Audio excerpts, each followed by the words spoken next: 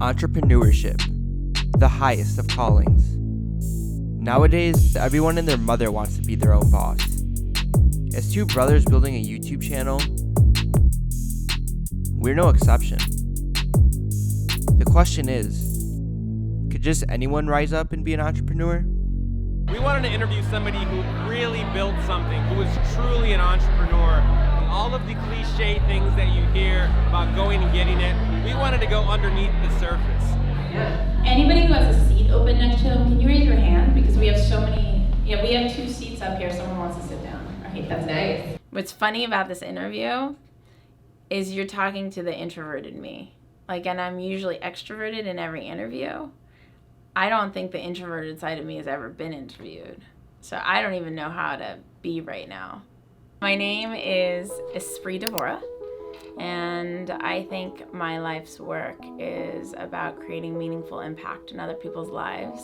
When I say it out loud, I think it sounds really cheesy, and if I heard someone else say it, I'd roll my eyes because words like inspiration and authentic are the newest rage these days. I see myself as an artist first and a business person second. To me, my art is the world and humans are like puzzle pieces, and I just want to fit all the pieces together so they can form this beautiful harmony. I built my most significant company in here. I built the first action sports social network. It's a time where WordPress didn't exist, where MySpace was just launching. I was just a girl interested in code and sports. We got to shoot with people like Ryan Sheckler and Tony Hawk and people who wanted to take me down, hack the site. I had to recreate it. I leveraged all my credit cards. I didn't know what I was doing. I took pretty much my high school journalism background and the video camera my dad gave me in 6th grade and just made it work, I just really believed in what I was doing, so I risked everything I had in my savings account. And then when I ran out of my savings account, I risked everything I had on every single credit card. And then when I ran out of credit card money, I risked everything I had in all my real estate. So I go over to Sequoia's website. I changed my business card and my business plan to match what their website said. And then I write every single person that I connected to. I read all their bios and their whole firm. And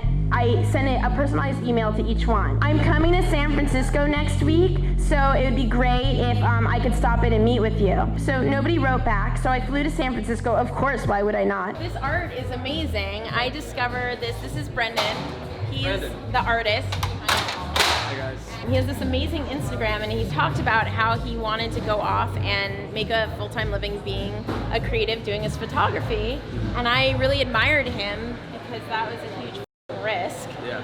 A huge risk. Totally. And I was like, wow, this guy is so passionate. So he did a pop-up art gallery in Hollywood, and I drove across town in rush hour to see it because I was that excited, and it was worth it. It was totally worth it. And now I introduced him to FreshBooks, and he's here. And these 2 pieces make me think of being an entrepreneur. It's a perfect representation. I feel every day I go to war, and every day I'm an optimist, reaching the moon. It's a struggle between the two, but I completely embrace both journeys in tandem.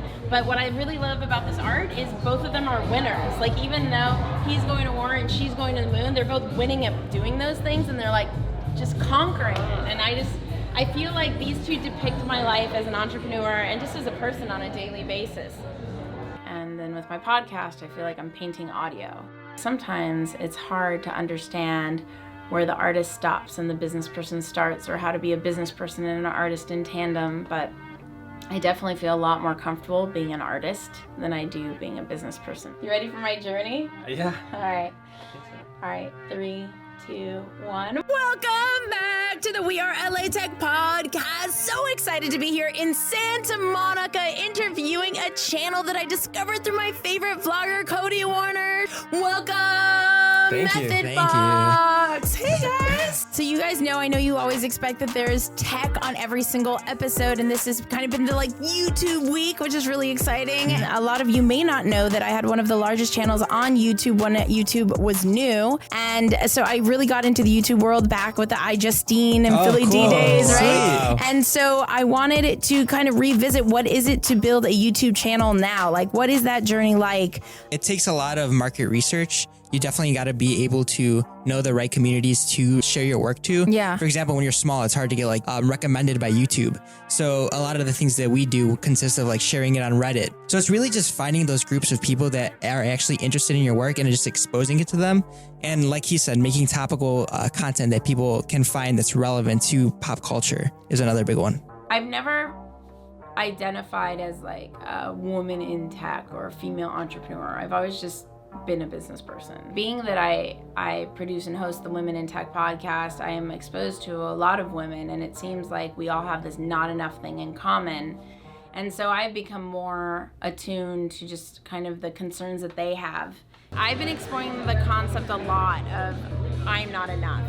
It's something that I find is the number one thing in my Women in Tech podcast, that most of the women, no matter if they're like the CEO of a multi-zillion-dollar company or if they're just starting out, most of us feel I am not enough. And I'm like, what is that about? Like, why do we all feel this way? When I went to go meet with my business mentor about writing this book, he got really positively frustrated with me. I'm telling you right now, you are enough. So you're gonna have to get over it on your own, but like this book needs to be written. So I recognize that I wired my brain throughout my life to believe I'm not enough. So by default, I'm going to continually go back there, but having that state of awareness, I'm like, now I can stop, be like, oh, I'm doing the thing that I do, I'm telling a storyline, let's start the rewiring process. I've always resonated with being an introvert and socially awkward, even though I have extroverted capabilities. You know, I hear somebody say something and immediately I'm like, how do I make their life a little bit easier? It's who I am. I didn't try to be this. I am this. I just want to create meaningful connection amongst people in the tech community, and specifically the tech community because that's who I am. I think the problem is that I am an entrepreneur. And yeah, it's a problem. like being an entrepreneur has never been a choice for me. It's how I was born. It comes with the territory, right? Yeah. When you're somebody who is constant, and this is the beauty of YouTube forces you out of your room. Sometimes when you put yourself in these situations, it's not always going to work out the way you think it's going to work out. For me personally, I don't like to start editing as it's happening. I like to just be in the moment, and then we'll take a look at the footage later and see what it wants to be, because it wants to be something. Yeah. Adaptivity is the key. You need to be who you desire to be now, not wait till you make it super big, because you're still you then, and it will just be intensified. So if you're sad, you're just going to be really sad when you make it big, because you're going to feel that much more lonely. This vlogger that I really look up to, Cody Warner, so cool, and he just went from being a new channel to 40,000 subscribers in a really short period of time, and he started a movement called No Small Creator. Creation is never small, so how can you ever be a small creator? And I think in building your brand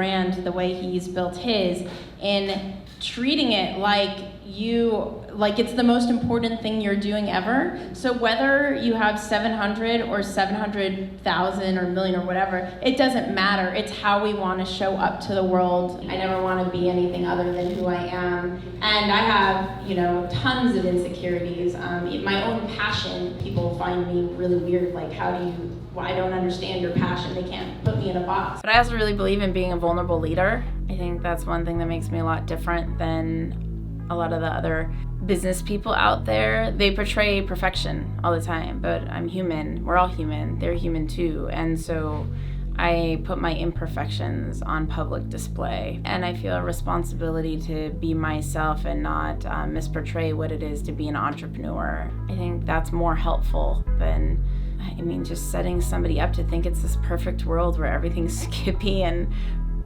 easy. It's just opposite of that, and it doesn't mean you shouldn't be or should be. It just is. And I think it's important people know what they're signing up for when they get involved in something. Well, you guys watch the Methodbox channel. I'm so into it. So grateful to Cody Warner for connecting us. I would not have discovered these guys without it. Thank you so much for being a part of my FreshBooks beach this week. Thank you for having us out. Hanging out with me all day today. And thank you for inviting us out. It's been quite the pleasure getting to know you. No, it's cool. I can't wait to see what you guys do with your channel. You guys, if you want to connect with more extraordinary people, specifically in the tech world, remember you could go to wearelatech.com/VIP. Make sure to say hello on social at wearelatech on all the channels, Twitter, Facebook, Instagram. I will talk to you guys. See you guys, hear you guys in the next episode. Bye. Bye. Bye.